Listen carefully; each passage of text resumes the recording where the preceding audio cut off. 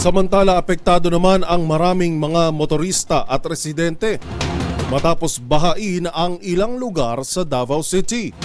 Yan at ang iba pang mga rumarapidong balita mula sa probinsya, hatid ng iba't ibang istasyon sa ilalim ng MBC Media Group.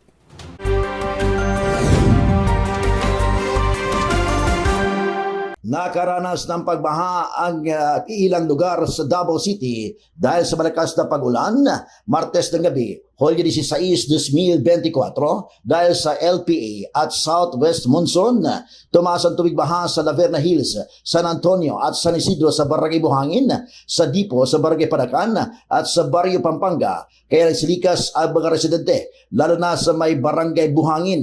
Dahil sa pagtaas ng tubig baha, maraming sasakyan din ang tumirik sa daan dahil pinilit nilang tumawid, habang ibang motorista naman hinintay ang paghupa ng tubig baha. Habang lumikha ng matinding traffic sa mga lugar na apektado sa baha, lalo na ang Barangay Buhangin at Panagan. Sa sabing pangyayari, wala namang casualties ang nai-report. Para sa MBC TV Network News, ito si Jun Suter.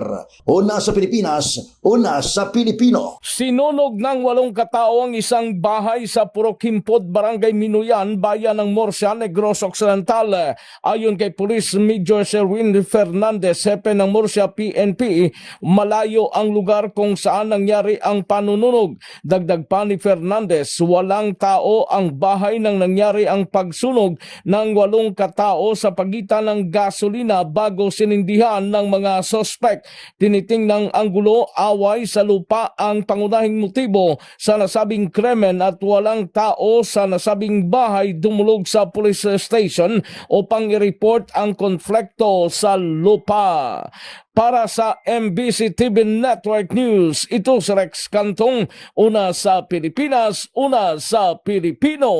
Balita mula sa lalawigan ng Benguet. Sa patuloy na anti-drug operation ng Benguet PNP, tinatayang 1.2 milyong pisong halaga ng tanim na marijuana ang winasak ng mga operatiba sa ikinasang marijuana eradication operation sa Manggaan, Cayapa, Bacon, Benguet. Ayon kay Police Colonel Joseph Bayongasan, Provincial Director ng Benguet Provincial Police Office, naging matagumpay ang operasyon na pinagsanib na puwersa ng Bacon Municipal Police Station, katuwang ang Provincial Drug Enforcement, Provincial Intelligence Unit ng Benguet PNP, Regional Intelligence Unit at Philippine Drug Enforcement Agency.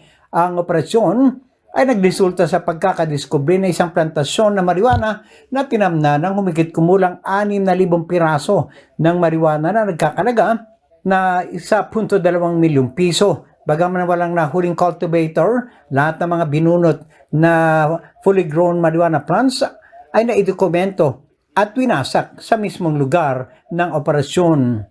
Para sa MBC TV Network News, ito si Romy Gonzalez, una sa Pilipinas, una sa Pilipino. Naging matagumpay ang sinagawang Marian Freyer Voyage sa West Philippine Sea, sakop ng Infanta, Pangasinan, kung saan ang mga mangingisda at daandang kasapi ng simbahang Katoliko ay nakiisa sa Marian Freyer Voyage. Pinangunahan ito ni Archdiocese Lingayen Dagupan at Bishop Socrates Villegas na nagsimula sa Barangay Cato Infanta, umikot sa laot na may layong higit 20 milya ang Freyer Voyage upang isulong ang mapayapang pagresolba sa usaping agawan ng teritoryo sa West Philippine Sea upang ang ating mga mangingisdang Pilipino ay maging malaya sa kanilang paghahanap buhay sa ating sariling karagatan.